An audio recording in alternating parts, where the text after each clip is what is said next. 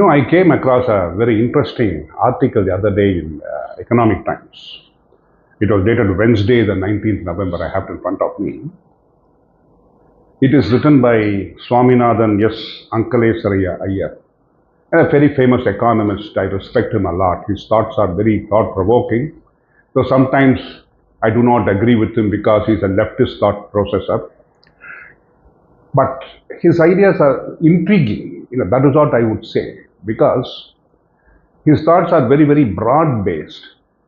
My only angst against him is that he's talking from a very high pedestal. I think he must come down to our Indian level is what my feeling is. For example, his article was on enough with the babysitting. Shielding banks with the antiquated SLR only breeds complacency and we should abolish. Now, what is SLR? Let me first explain to you, from my understanding. SLR is a minimum percentage of liquid assets that a bank needs to retain. It is evaluated as a percentage of the bank's liquid assets divided by an aggregate of the net demand and time liabilities. It ensures the solvency of the commercial banks, and it is used as a reference ratio to determine lending or the base rate, as you call it. Commercial banks are not allowed to lend below the base rate. Now, this is the SLR, concept of SLR.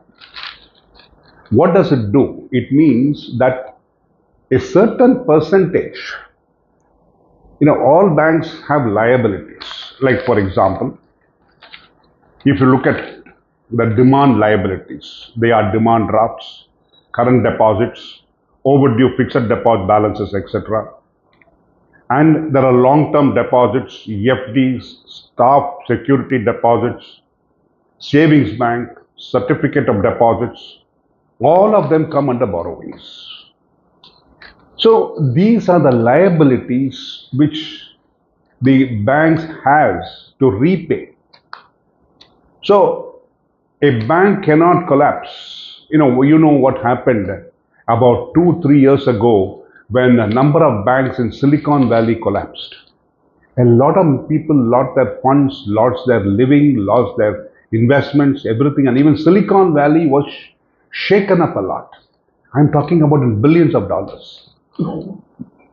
Now, if you look at 2008, there was what is known as the 2008 crash, and because of that, a very big investment bank, it collapsed. It has been existing for more than 100 years. Now, if you look at it, there was another bank case which happened in Singapore because of a betting by a Singapore trader and Barings Bank.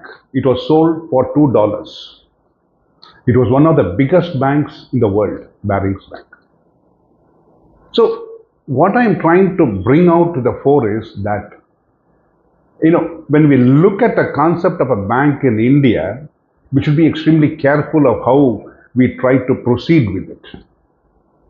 Well, SLR removal is a very interesting concept because, as he says, there are a few things which are very, very relevant. I'll try to read it out to you.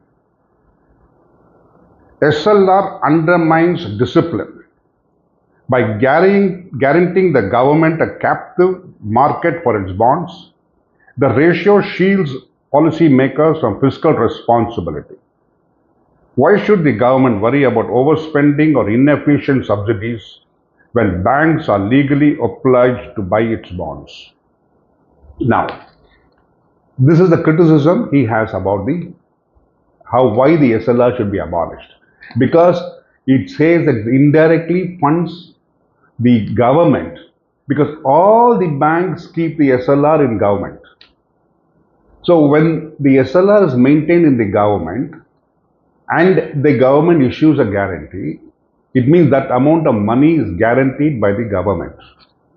So if anything happens to the bank, any kind of run on the bank funds, any kind of which affects the basic structure of a bank, then the government comes to its support to the extent of the SLR available with it.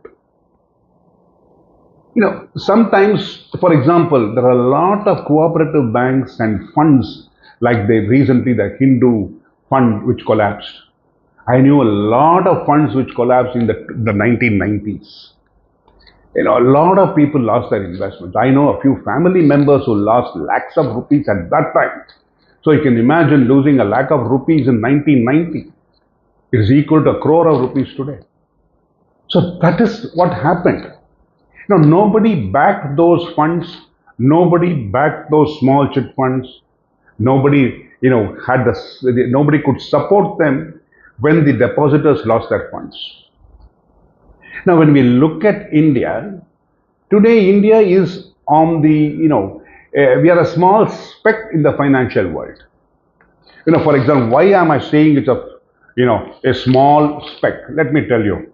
The deposits of JP Morgan, $812 billion. Bank of America, $372 billion. Wells Fargo, $258 billion. So, we are looking at comparing ourselves. Even the biggest bank in India, when we look at State Bank of India, I think it has got a deposit of about $200 billion. I do not know whether I'm right, but I can ascertain the figure and give it to you. But we are not even in the first 50 of the banks, of the top banks in the world. That means we are still in the fledgling effect. Yes, we are growing fast.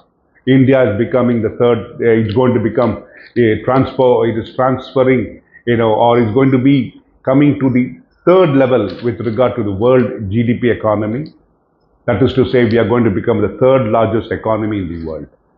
That is based on the population and the turnover and the consumption figures. It is not based on finance. If you look at finance per se, we are a blip in the market. Our debt market is very small when compared to the world debt market. The American market runs into trillions of dollars. We are not running into even $1 trillion. So we cannot, or I would say not even reaching the $500 billion market.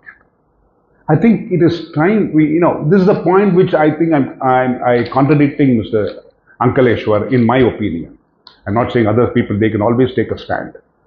So if you prospectively look at objectively, in the long run, when we are sufficiently strong, today, I like to take one step, the dollar. We are running after the dollar because we are not able to match the dollar in any way. We are not the manufacturers for the world. Unless we become a strong economy like China, and with resources like China with regard to the rare earths materials activities, and we have a lot of gold, like the US or South Africa, which produces gold. If we are having a very strong base, I'm sure we can look at it, looking at the SLR, we can reduce the SLR rate or give some banks a leeway to be away from the SLR. Because locking of funds are not, that means that so much of our money is not available to the bankers for lending. So, in one concept, the SLR is, I don't mean the argument of Mr. Ankaleshwar is wrong. In one way, it is right, but unless we are on a very strong footing, why I'm going, behind this angle is that 10 years ago, but when the current government took it over, we were one of the fragile 5 economies in the world. That is to say, at any time our economy would have collapsed and we would have been bankrupt in a very short while.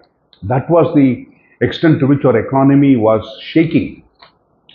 We had external debts, I do not know how much at that time. I have to come back to you on that. Our gold was hawked in 1991, which we couldn't recover.